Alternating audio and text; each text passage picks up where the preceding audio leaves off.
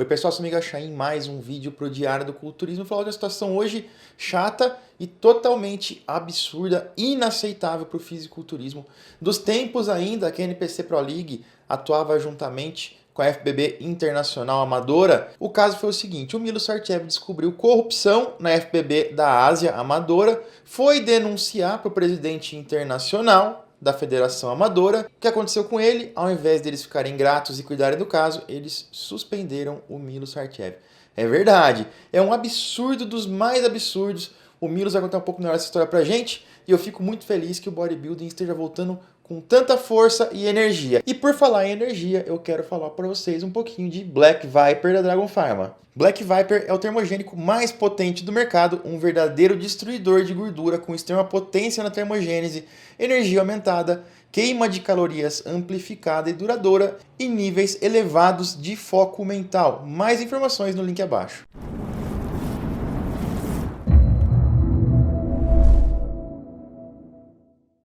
Cara, que situação que o Milo se meteu. E é uma situação muito parecida com que muita gente se meteu e muita gente passou nesses anos todos, onde tinha essa união, onde ainda era junto, né, a Pro League e a NPC junto com a FBB Amadora. Aconteceram muitas coisas muito chatas.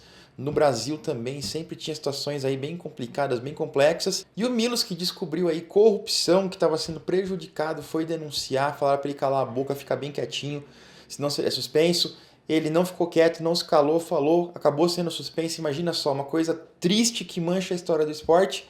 Eu lembro muito dessa história, foi muito comentado na época, mas o Milos contou pra gente essa história com um pouco mais de detalhes num post que ele fez ontem no Instagram. Mas antes de começar o vídeo, quero pedir para você aí que gosta de bodybuilding, que acompanha o canal, se inscreva para receber sempre os vídeos em primeira mão e para dar aquela força para o canal crescer. Vamos ver então o que o Milos falou. Aqui no Instagram, essa foi a postagem, é uma história longa, eu vou contar para vocês, vou ler o que ele escreveu para vocês e vou mostrar também um pouco do que eu vivi e lembro desse tempo, desse contexto todo.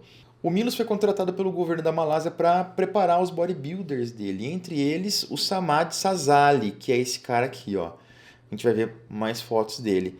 Esse cara e mais um outro carinha da equipe eram treinados pelo Milos. Era uma categoria de peso bem leve, eu acho que era antes da Bantam, a categoria talvez abaixo da 65, caras mais baixinhos e um pouquinho menores, mas os caras pareciam de pedra, né? Extremamente condicionados. E vamos ver aqui o que o Milos disse enquanto a gente vê as imagens. A história da minha suspensão. Em 2006, o governo da Malásia me contratou para preparar sua equipe de bodybuilders, incluindo Sazali Samad e Tek Liao, para o Campeonato Mundial da IFBB e os Jogos Asiáticos. E aí, pessoal, quando a gente fala em Jogos Asiáticos, são Jogos Asiáticos Olímpicos, tipo o Pan-Americano, que acontece aqui nas Américas, tem os Jogos Asiáticos que englobam ali todos os países da Ásia e tem todos os esportes olímpicos. Naquela época tentaram inserir o fisiculturismo como um esporte tentativo e deu no que deu, né? Depois de ganhar a medalha de ouro no Mundial, os meus atletas receberam a mensagem do presidente da FBB Ásia naquele momento, Paul Chua, de que eles não poderiam ganhar a medalha de ouro nos Jogos Asiáticos, que seriam realizados naquele mesmo ano, meses mais tarde, em Doha, no Catar. A ministra da Juventude e Esportes da Malásia, Dato Azalina, me ligou pessoalmente e perguntou por que isso estava acontecendo. Eu respondi a ela para que não se preocupasse, pois meus atletas estariam em suas melhores formas e seria muito difícil vencê-los. Também disse a ela que não acreditava que seria possível arranjar resultados e manipular resultados em um evento tão grande como os Jogos Asiáticos. Isso não aconteceria, não na minha IFBB. Então fomos para Doha preparados. Entretanto, no primeiro dia, Dennis James foi nos visitar e assistir o show com o Bader Budai, com quem eu tive meu primeiro encontro naquele dia. E o Bader me disse o seguinte: olha, Milos, seu cara não vai ganhar porque eu sei que alguém pagou $75 mil para que outro atleta vencesse. Então, não crie esperanças. E o Milos continua: nem preciso dizer que foi exatamente isso que aconteceu. E pior, antes mesmo do show começar, tinha uma lista circulando com os vencedores de todas as categorias. Vê se pode, pessoal. Eu pensei que era meu dever, como um IFBB Pro, reportar essa situação para a IFBB. Eu liguei para o presidente Rafael Santoja, mas ao invés deles ficarem gratos por eu ter denunciado o Paul Chua, me disseram para manter a boca fechada. Bem, logo depois a ministra me pediu se eu podia dar uma entrevista para a TV da Malásia e dizer à nação o que realmente tinha acontecido, e claro, eu fiz isso. Quando retornei para os Estados Unidos, me disseram para me desculpar publicamente com Paul Shua, senão eu seria suspenso por um ano e perderia todos os meus contratos. Lembrando, pessoal, foi em 2006 isso aí. E o Milos continua. Claro que eu não fiz. Para piorar, eu estava pronto para competir, planejando meu retorno aos palcos no Iron Man 2007. Não me permitiram competir naquele show. Em 2008, quando eu tentei fazer a requisição do meu Procard novamente, ainda me disseram que eu tinha que me desculpar com o Paul Shua. A mesma coisa aconteceu em 2009. Finalmente, em 2010, eu fui aceito de volta e a IFBB me disse que tudo que eu havia dito tinha sido comprovado como verdade e o Paul Shua tinha sido suspenso.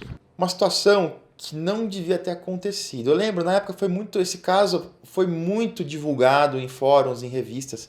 O Milos, ele não só falou que tinha corrupção, ele provou que tinha corrupção, ele tinha cópias de e-mails, ele tinha nota fiscal, porque esses valores, ou parte dos valores, tinham sido num carro, numa Pajero, eu nunca esqueço disso. Então tinha essa nota fiscal que tinha saído da conta de algum presidente de alguma federação que pagou para os caras daquela federação X ganharem, vencerem esses caras da Malásia. Foi um bafafá, deu o que falar isso aí. A IFBB escolheu abafar o caso, eles sabiam do que estava acontecendo, eles não é que foi provado, eles sabiam de tudo o que acontecia e eles suspenderam o Milos por vários anos. É um ano de suspensão e o Milos continuou sendo suspenso ano após ano. Ele tinha contratos com a revista Flex e Muscle and Fitness, que eram as maiores revistas da época. A Muscular Development na época era grande, mas não era maior ainda. O Milos tinha uma academia lá em Fullerton, na Califórnia, que era uma academia fantástica. Fazia frente com a Golds, assim, até em algumas áreas era melhor do que a Golds. Tinha muito maquinário, vários. Leg press tinha 6 ou 7 diferentes, puxador costas tinha vários. Eu pude treinar lá, era uma academia fenomenal, academia nunca vi igual na minha vida. E quando eu fui lá um dia conhecer a academia, uma semana antes do Olímpia, estava o Melvin Anthony e o Ida Yamagishi posando, só eles na academia. Eu estranhei o caso na época porque o Melvin Anthony não falava que estava com o Milos, mas ele não falava porque ele não podia revelar que estava com o Milos, porque senão ele ia ser caçado também, junto com o Milos. Então foi uma época bem complicada para o Milos na FBB, bem complicada para atletas amadores, porque tinha muito dessas coisas acontecendo. E agora aqui não sou nem eu falando, é o Milos falando, ele está comprovando, mostrando ali que houve problemas e que só depois eles foram assumidos, eles prejudicaram muito o Milos, assim como vários bodybuilders amadores foram prejudicados também em outras circunstâncias. Por isso que eu falo que essa divisão foi muito boa para o esporte, muito boa para o atleta, porque essa parte mais complicada, mais tirana da FBB ficou para o outro lado, a NPC Pro League se dividiu, se diferenciou um pouco. Então não existe mais isso. Na Pro League, NPC não tem essa, você só pode competir onde eu mandar você competir. O atleta é livre, ele pode competir onde ele quiser e sempre vai ser muito bem-vindo de volta. Ele é bem tratado. Não existe esses casos de você suspender o cara e colocar o cara num exílio total do esporte. Então eu sempre reforço e gosto de contar esse tipo de história para o atleta mais jovem, para o pessoal de hoje que não viveu 15 anos atrás, que não viveu 20 anos atrás o esporte, não sabia quão complicado era, quão difícil era, para o pessoal entender que hoje a gente está numa fase muito boa do esporte. E eu quero saber a opinião de vocês em relação a isso. Eu vou ficando por aqui, eu sou Miguel Chaim. Se gostou, deixa o seu like e até a próxima, pessoal. Valeu!